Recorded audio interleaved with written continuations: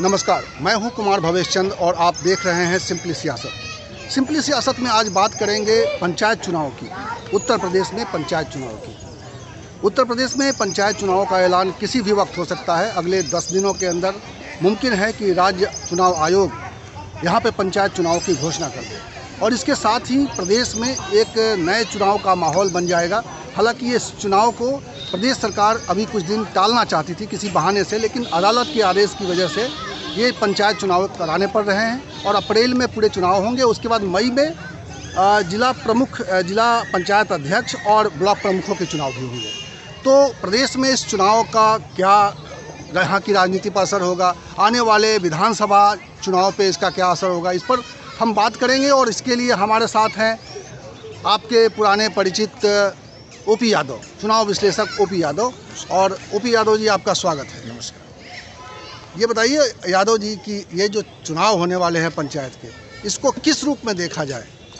देखिए, सबसे बड़ी चीज़, सबसे पहले शुरुआत में उत्तर प्रदेश की जो सरकार है, स्टेट गवर्नमेंट, इसको थोड़ा खींचना चाहती थी। किसान आंदोलन और भी कई फैक्टर थे और प्रशासन को लेकर के भी कुछ थोड़ा दिक्कतें थी, लेकिन चूंकि जब कोर्ट का डिसीजन आ गया तो सरकार ने इस पे कार्य योजना इसको आगे बढ़ाई और अब मुश्किल से माना जाए कि विद इन ए वीक, हफ्ते भर में ही अधिसूचना हो जाएगी, कोड ऑफ कंडक्ट लागू हो जाएगी उत्तर प्रदेश में। और उत्तर प्रदेश में एक और लिटमस टेस्ट और सेमीफाइनल कहिए कि 22 में जो फरवरी में असेंबली के चुनाव हैं, उसके पहले एक ग्रामीण स्तर पे जो शहरी विधानसभा सीटें उनको छोड़ दिया जाए, तो ग्रामीण क्षेत्रों में जो विधानसभा सीटें आती हैं, उत्तर प्रदेश का बहुत बड़ा भूभाग इसमें कवर हो जाएगा और एक मैसेज, इसके निहितार्थ होंगे, इसके मायने होंगे, इसके पॉलिटिकल इम्पैक्ट होंगे। और निश्चित तौर पर चारों दलों, दोनों राष्ट्रीय पार्टियां, Congress BJP, Samajwadi party BSP और इसके अलावा जो और दल उत्तर प्रदेश में अपनी किस्मत आजमाना चाहते हैं, आम आदमी पार्टी, एमआईएम, ओम प्रकाश राजभर की एसडीएसपी और महान दल, छोटे छोटे और दल, अनुप्रिया पटेल और कृष्णा पटेल का, और भी जो पॉलिटिकल पार्टी और भी छोटी कुछ पार्टियां एक्शन में हैं। तो कुल मिलाकर के उसका क्या होगा, उसका रोड मैप क्या होगा, किधर बढ़ना होगा, उसके क्या निहितार्थ, क्या मायने होंगे, ये बहुत कुछ ये पंचायत चुनाव कहेंगे जी। तो ये बताइए, इसमें जो चूँकि पार्टियां सीधे तौर पे अपने सिंबल तो नहीं दे रही हैं, लेकिन इस चुनाव में सीधे एक मैदान में कूद रही हैं, इसका किस तरह से असर होगा अगले विधानसभा चुनाव में? क्योंकि सबको मालूम हो जाएगा कि जिसको भाजपा ने सपोर्ट किया वो चुनाव नहीं जीत सका, या जिसको समाजवादी पार्टी ने सपोर्ट किया वो चुनाव हार गया। तो ये जो इसका रिजल्ट बताएगा कि किसकी कितनी ताकत है। पहले ये होता था कि ग्रामीण स्तर पे जो ये चुनाव होते थे, एक नतीजा तो बताता था कि हाँ किसकी कितनी ताकत है, लेकिन अब तो शायद अगर ये पार्टियां अपना सिंबल नहीं दे रही हैं लेकिन अपने समर्थन का ऐलान कर रही हैं, खुलेआम कर रही हैं, तो इसका असर तो होगा उनके नतीजों। शुरुआती दौर में ऐसा लगा, बंसल साहब का बयान आया, सुनील बंसल साहब का, कि भारतीय जनता पार्टी अपना आधिकारिक समर्थन पत्र देगी अपने प्रत्याशियों को। लेकिन पश्चिम में जो किसान आंदोलन का उदय हुआ, जो भी दिल्ली में जो किसान आंदोलन चल रहा, उसके जो भी रोड मैप निकल करके आए, तो निश्चित तौर पर भारतीय जनता पार्टी ने भी पीछे की तरफ अपने आप को खींच लिया। और चूंकि समाजवादी पार्टी वो समाजवादी पार्टी नहीं है जो नेताजी की, मुलायम सिंह जी की समाजवादी पार्टी हुआ करती थी, और उस ज़माने में भी समाजवादी पार्टी अपना सिंबल नहीं देती थी, अपना समर्थन पत्र देती थी।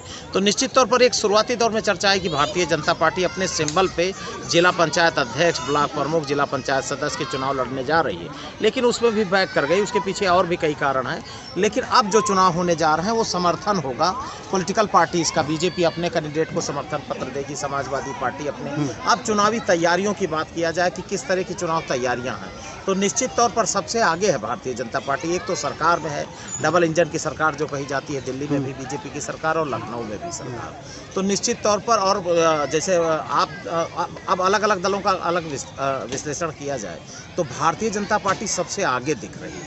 उसका कारण है कि जो उत्तर प्रदेश के जो प्रभारी हैं राधा मोहन सिंह जो यूपी के इंचार्ज, जो कृषि मंत्री हैं, केंद्र में मंत्री रहे हैं, तो उत्तर प्रदेश में उन्होंने कमान संभाली, लगातार बैठकें कर रहे हैं। सुनील बंसल साहब बैठकें कर रहे हैं, जो भी उनके साथ जो दूसरे महासचिव अटैच हैं वो भी मेहनत कर रहे हैं, प्रदेश अध्यक्ष भी मूवमेंट में हैं। और लगातार आप देखिए कि अपनी योजनाओं को लेकर के भारतीय जनता पार्टी के कार्यकर्ता प्रशिक्षण पन्ना प्रमुख और ग्राउंड पे जा कर के तो अपनी सरकार की उपलब्धियों के बखान, उसकी उपलब्धियां क्या हैं वो लेकर के जनता के बीच में जिस तरह जा रहे हैं और जिस तरह ग्रामीण स्तर पर मूवमेंट हो रही, तो लग रहा कि भारतीय जनता पार्टी इसमें लीड करती नज़र आ रही है। लड़ता कौन नज़र आ रहा है उसमें साफ जाहिर है कि लंबे समय से जब से भारतीय जनता पार्टी 2017 का चुनाव जीत के सत्ता में आई है, मुख्य विपक्ष अभी निश्चित तौर पर समाजवादी पार्टी है और जो लोकल चुनाव होंगे उसमें भी समाजवादी पार्टी मुख्य विपक्ष ही रहेगी बहुत मजबूती से। लेकिन जो पहले हुआ करता था कि जो मुलायम सिंह यादव की समाजवादी पार्टी, चाहे विधान परिषद के चुनाव देखिए कि किसी की सरकार रही हो, कल्याण सिंह की सरकार रही हो, मायावती की सरकार रही हो, उस जमाने में भी 12-14, 16 विधान परिषद सदस्य लोकल बॉडी में जीतते थे। कई जिलों में जिला पंचायत अध्यक्ष सत्ता में न रहने के बावजूद समाजवादी पार्टी के जीत लेती थी समाजवादी पार्टी। उतनी स्थिति उस तरह की तैयारियां इस बार नहीं देख रहा हूं मैं निश्चित तौर पर। लेकिन अभी अखिलेश यादव का बयान आया कि जिला अध्यक्ष के लेवल पर आप एप्लीकेशन लिए जाएंगे और एक मूवमेंट तेज हुई है और चूँकि पूरी तरह से जिला यूनिट पर छोड़ दिया है समाजवादी पार्टी ने इन चुनावों को और नतीजे भी बहुत कुछ पता है कि ग्रामीण स्तर पर क्या होने जा रहा और जिस तरह से परिसीमन आया है, रिजर्वेशन आया है, उस पर साफ जाहिर है कि भारतीय जनता पार्टी ने इस पे लीड कर लिया है और बहुत रणनीतिक ढंग से हमेशा सत्ता का बिल्कुल आपने सही कहा। रिजर्वेशन की वजह से भारतीय जनता पार्टी ने ऐसा दांव चला है कि मुलायम सिंह की जो अपने गांव की सीट थी सैफई, जिस पर सालों साल से उनका कब्जा था, उनके आदमी ही वहां पे चुने जाते थे और जो इस वक्त हालांकि अब पूर्व सांसद हो चुके हैं, तेज प्रताप भी वहां से वो रहे हैं, जिला पंचायत अध्यक्ष रहे हैं। तो ये जो कैलकुलेशन है भारतीय जनता पार्टी का, इसके पीछे कोई राजनीति देख रहे हैं?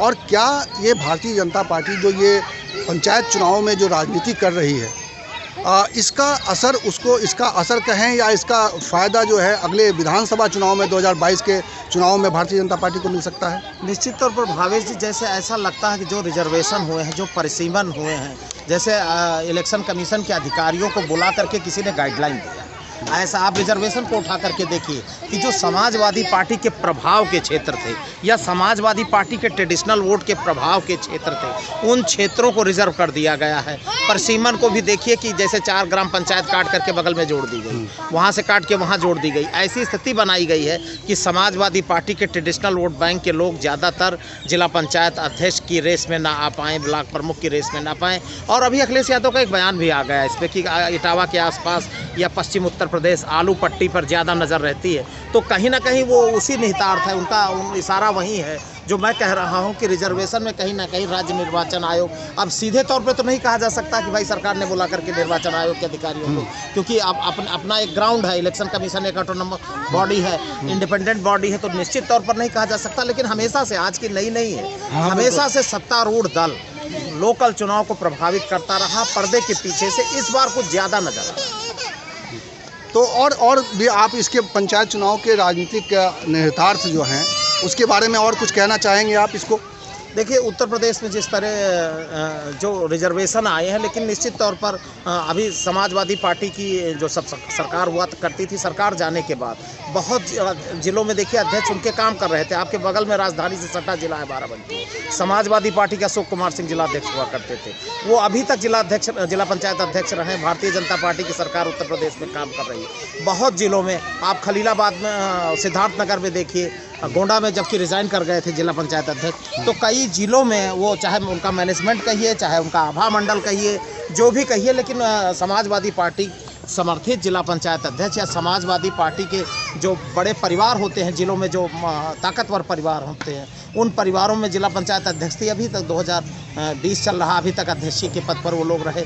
ऐसी स्थिति अब कैसे बनेगी तो देखने की बात है, लेकिन निश्चित तौर पर। और दूसरा जो दूसरे दल, एक चीज़ और है कि चूँकि पंचायत चुनाव में बड़ा क्लोज फाइट होता है, गाँवों में वोटर्स और जो नेता होते हैं एक दूसरे को जानते पहचानते हैं, तो आपको लगता है कि ये चुनाव, चूँकि विधानसभा के जो चुनाव हैं 2022 के, उसके पहले ये चुनाव हो रहे हैं, तो आपको लगता है कि इसकी वजह से कुछ प्रतिस्पर्धा जो है चुनाव का जो है वो कुछ ज़्यादा रहेगा, और उसकी वजह से क्या आप देख रहे हैं कि इसको व्यवस्थित कर पाना या इसको नियंत्रित कर पाना थोड़ा मुश्किल होगा प्रशासन के लिए, शासन के लिए? देखिए, निश्चित तौर पर एक आपाधापी का माहौल है ही। और चूंकि 12 महीने का चुनाव बचा हुआ है, तो देखिए 2 तरह के लोग इसमें जोर आजमाइश कर रहे हैं। एक अपनी लोकल भूमिका देखना चाहते हैं और एक बहुत दूर रह करके देखना चाहते हैं कि नतीजे क्या आएंगे। उसके हिसाब से 2 तरह से रणनीति बनेगी। अपोजिशन के जो भी दल हैं, समाजवादी पार्टी, बीएसपी, कांग्रेस, जो भी दल है, वो लोकल चुनाव पर वो सिर्फ पल्ला झाड़ रहे हैं कि मुझे इन चुनाव से लेना देना नहीं। लेकिन जो रणनीति बनेगी, चुनावी रणनीति, उनके नतीजे आने के बाद ही बनेगी। और अगर उनके समर्थित उम्मीदवार ज़्यादा जीत के रहते हैं तो आप तुरंत देखिएगा प्रेस कॉन्फ्रेंस समाजवादी पार्टी का प्रदेश अध्यक्ष कर रहा, बीएसपी का प्रदेश अध्यक्ष कर रहा कि हमारे समर्थित उम्मीदवार देखिए इन सीटों पर जीत के आए, इतने जिलों में हमने अध्यक्ष जीत लिया, इतने जिलों में हमारे ब्लॉक प्रमुख जीत रहे हैं। तो निश्चित तौर पर कहीं ना कहीं इस वायुमंडल जो है, पॉलिटिकल वायुमंडल इसी के आसपास घूम रहा है। और एक बहाने के लिए कहा जा सकता है, क्योंकि सरकारी तंत्र भी इसमें कहीं ना कहीं हावी होता है। तो पल्ला झाड़ने की भी एक नियत रही है हर राजनीतिक दलों की। जो तैयारियां हैं ग्राउंड पे, तो समाजवादी पार्टी ने जैसे जिला यूनिट को सौंप दिया कि जिला यूनिट चुनाव लड़ा रहा, कोई नतीजे अगर विपरीत आ रहे हैं तो पहले से ही तैयारी है उसकी। बीएसपी ने भी अभी बहुत अंतिम समय पर अपने कोऑर्डिनेटर को सक्रिय किया है। और आम आदमी पार्टी भी पंचायत चुनाव में, एक बड़ी चीज़ मैं बता रहा हूँ भावेश, हाँ बिल्कुल, हाँ। उत्तर प्रदेश में आम आदमी पार्टी पंचायत चुनाव में पार्टिसिपेट करने जा रही, बाकायदा दिल्ली के पैटर्न पर उसने एप्लीकेशन मंगवा लिए हैं। और जो उनकी पैटर्न रही है, दिल्ली में रही है, दूसरे राज्यों में, पंजाब में, हरियाणा में रही है, उस पैटर्न को उत्तर प्रदेश में ला रही कि ग्राउंड से वर्कर निकल के आए और चुनाव लड़े। नतीजों से नहीं फर्क पड़ता, आम आदमी पार्टी की लीडरशिप को इससे फर्क नहीं पड़ता कि उत्तर प्रदेश में नतीजे क्या आ रहे हैं। फ़र्क ये है कि हमारे कितने लोग तैयार हो रहे हैं। जैसे स्वयंसेवक की फ़ौज होती है, तो उसी तरह वो अपने वॉलंटियर की फ़ौज ग्राउंड पे जा करके कि 833 ब्लॉकों में हमारे क्या कितने लोग ब्लॉक प्रमुख बनेंगे कि नहीं, जिला पंचायत अध्यक्ष बनेंगे कि नहीं, उससे नहीं मतलब है। उनको मतलब ये है कि हमारे जिला पंचायत सदस्य एक विधानसभा में अगर 6 जिला पंचायत जीत के आते हैं, अच्छा वोट मिला, मान लो कुल मिलाकर के 1 लाख वोट मिल रहा, कहीं 80,000 वोट मिल रहा, कहीं 40,000 वोट मिल रहा, तो उससे वो बताएंगे कि भाई उत्तर प्रदेश के, चूँकि एकदम से न्यू कमर पॉलिटिकल पार्टी है। बिल्कुल, लेकिन मेरा सवाल इसी से जुड़ा हुआ है, क्योंकि आम आदमी पार्टी अपने एक तरह से ग्राउंड पे उसकी ताकत कितनी है ये परखने के लिए इस पंचायत चुनाव का एक तरीके से वो इस्तेमाल कर रहा है। आपको लगता है कि इसके ज़रिए आम आदमी पार्टी यहाँ पे अपनी ज़मीन की ताकत परख लेगा और उसके बाद 2022 के चुनाव में वो भारतीय जनता पार्टी के लिए एक बड़ी समस्या खड़ी कर देगा या बड़ी चुनौती खड़ी कर देगा? निश्चित तौर पर देखिए, दिल्ली में जो आप दिल्ली के सियासी मिजाज को देखिए कि जो मध्यम मार्गी वोट है, उस वोट बैंक पर बड़ी पकड़ है आम आदमी पार्टी की। और उत्तर प्रदेश में जो मध्यम मार्गी वोट, खासकर शहरी और मध्यम वर्गीय जो वोट बैंक है, अगर नगर पंचायतों के नतीजे आम आदमी पार्टी के पक्ष में जा रहे हैं या औसतन अच्छा प्रदर्शन कर रही है आम आदमी पार्टी, तो निश्चित तौर पर ये खतरे की घंटी है भारतीय जनता पार्टी के लिए। क्योंकि जो कुछ भी सेंधमारी कर रही है आम आदमी पार्टी की जो है, तो एक रणनीति होगी आम आदमी पार्टी की रणनीतिकारों की कि बीजेपी को कितना डेंट कर पा रहे हैं। और फिर अलायंस का एक जो फार्मूला है, उत्तर प्रदेश में जो एसपी के साथ उनको जाना है, राष्ट्रीय लोकदल के साथ जाना है, बीएसपी के साथ जाना है कि कांग्रेस के साथ जाना, उत्तर प्रदेश में किसके साथ जाना, शहरी एरिया में ज़्यादा गंभीरता से लड़ने जा रहे हैं कि ग्रामीण एरिया में भी कुछ इम्पैक्ट आ रहा है। जैसे सुल्तानपुर से लेकर के गाजीपुर और गोरखपुर तक का एरिया, उसका अलग मिजाज है, रुहेलखंड का अलग मिजाज है, बुंदेलखंड का अलग मिजाज है। पश्चिम उत्तर प्रदेश जो दिल्ली से सटा है, यहाँ आम आदमी पार्टी अपनी संभावनाएं कुछ ज़्यादा ही देख रही। गाजीपुर, गाजियाबाद और लोनी के आसपास का जो सेगमेंट है, तो अलग अलग क्षेत्रों के अलग अलग पॉलिटिकल जो मिजाज है, उसके हिसाब से आम आदमी पार्टी, एमआईएम भी चूँकि पूरे उत्तर प्रदेश में नहीं लेकिन पश्चिम उत्तर प्रदेश में कुछ नगर पंचायतों में एमआईएम भी एंट्री कर रही है कि वो लड़ना चाहती है चुनाव। ओम प्रकाश राजभर पूरी शिद्दत के साथ जुटे हुए हैं, बिल्कुल, और अपने वोट बैंक को मैसेज करना चाहते हैं कि हमारा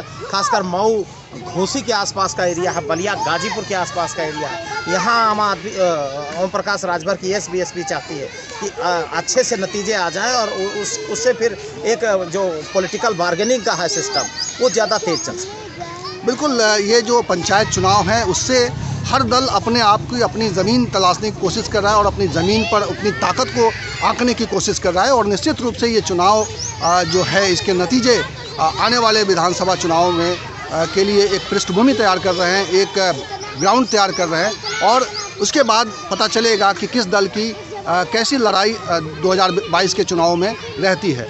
तो पंचायत चुनावों के साथ साथ हम बाकी सभी चुनावों का आकलन करते रहते हैं। आपको अगर ये हमारा वीडियो अच्छा लगा तो आप इसे अपने दोस्तों के साथ शेयर कीजिए और अधिक से अधिक इस पर टिप्पणी करिए कि इस तरह के चुनावों से जो प्रदेश में तस्वीर उभर रही है, जो यहाँ की समस्याएं हैं जनता की, उस समस्याओं को कैसे देखा जा रहा है, राजनीतिक दलों का नज़रिया उस पर साफ है नहीं है, इन सब को लेकर आपकी राय बहुत इम्पॉर्टेंट है और इसके ज़रिए आप अपनी राय रख सकते हैं। तो हमारी गुजारिश है कि आप अपनी बात हमारे कमेंट बॉक्स में आकर कहिए और अगर अभी तक आपने हमारा ये चैनल सब्सक्राइब नहीं किया तो प्लीज़ इसे सब्सक्राइब कर लीजिए और इसको लाइक कीजिए, इसको डिसलाइक कीजिए। अगर आपको हमारी कोई बात आपको आपत्तिजनक लगती है, आपको हमारी बात पर कोई ऐतराज़ है, तो निश्चित रूप से लोकतंत्र में इस तरह की जो एक कहने और सुनने और समझने की एक दूसरे को समझने की, एक दूसरे के विचारधारा को समर्थन देने और विरोध करने की जो मंशा होती है राजनीति में, वो लोकतंत्र को मजबूत करता है। इस वीडियो में फ़िलहाल इतना ही।